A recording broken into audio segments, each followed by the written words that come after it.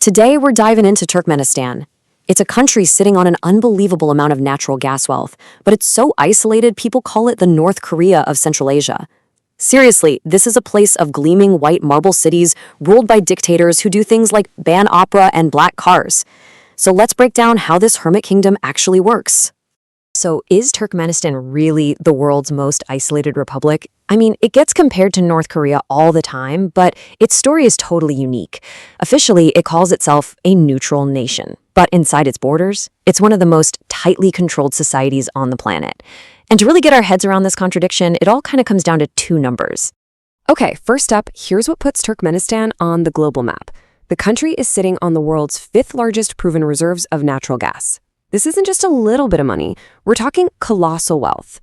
It's the engine that powers the entire state, pays for all the surreal projects, and basically lets it seal itself off from the rest of the world. But right away, here's where things get weird. Even with all that gas money, Transparency International ranks Turkmenistan as the 169th most corrupt country in the world. So you gotta ask, where is all that cash actually going? Well, a huge chunk of it goes into building the capital, Ashkbat, and it looks like something out of a sci-fi movie. It even holds a world record for having the most white marble buildings anywhere on Earth.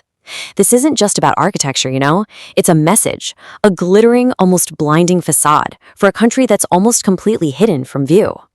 And this right here, this sums up the whole contradiction perfectly. On the one hand, to the outside world, Turkmenistan presents itself as a nation of permanent neutrality. The UN even recognizes it. But the reality on the inside? It's widely seen as a repressive, totalitarian dictatorship. So how on earth did it get to be this way? To really get what's happening today, we've got to wind the clock a bit. The country's identity was shaped over centuries of nomadic life, getting conquered by empires, and most importantly, by Soviet rule.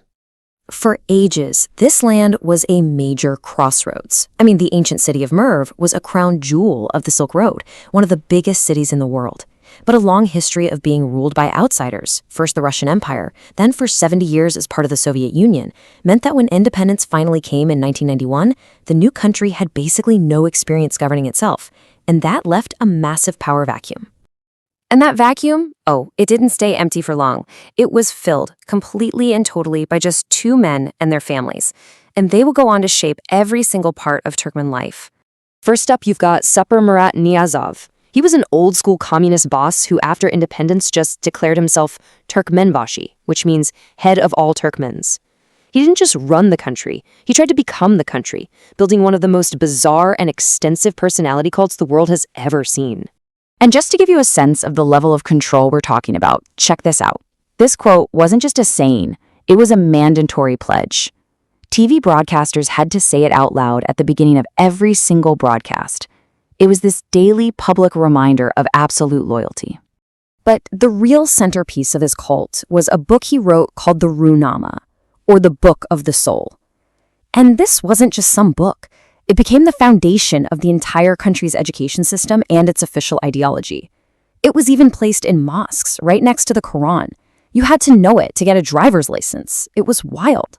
So after Niyazov died, guess who took over? His personal dentist, Gurbanguly Berdimuhamedov. Now, he started off by getting rid of some of Niyazov's weirdest rules, but in the end, he just built his own new personality cult.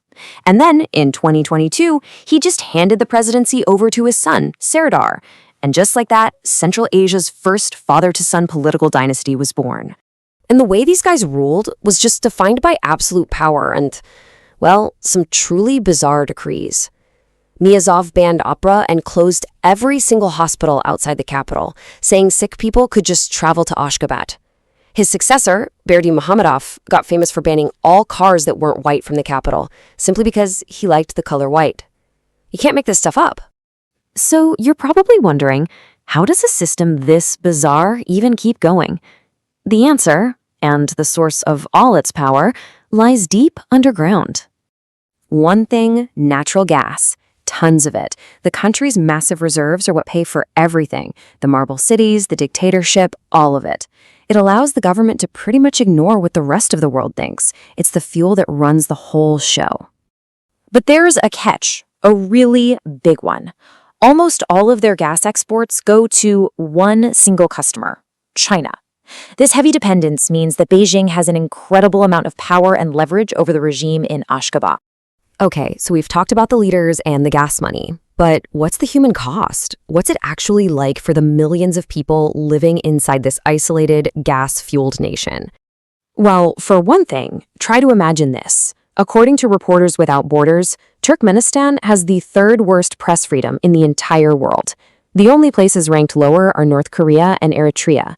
That tells you pretty much everything you need to know about the kind of information people there are allowed to see and hear. And the state's control is just total. The internet is heavily filtered, social media is blocked, and they even force people to remove their private satellite dishes to stop them from watching foreign news. Human Rights Watch calls it one of the world's most repressive countries, totally sealed off from any kind of independent check. Now, for a long time, there was this kind of unspoken deal. The government's message was basically, look, you give up your political freedom, and in return we'll give you free electricity, water, and natural gas. It was all paid for by that gas wealth. But then, in 2019, as the economy started to have problems, those freebies stopped. And that broke a really key part of the deal between the state and its people. And that pretty much brings us up to today. You've got this new dynasty, an economy that hinges on one resource and one main buyer, and a population that's really starting to feel the economic squeeze. So, if you boil it all down, the story of modern Turkmenistan is about a state built by a guy who called himself the head of all Turkmens, kept afloat entirely by gas money, and is now being passed down like a family business. And that leaves us with one big final question. With that old social contract now pretty much broken, and its whole economy basically in the hands of one country's decisions, how long can this model possibly last? Can a nation so completely isolated from the world truly sustain itself indefinitely? That remains the great unanswered question for Turkmenistan's future.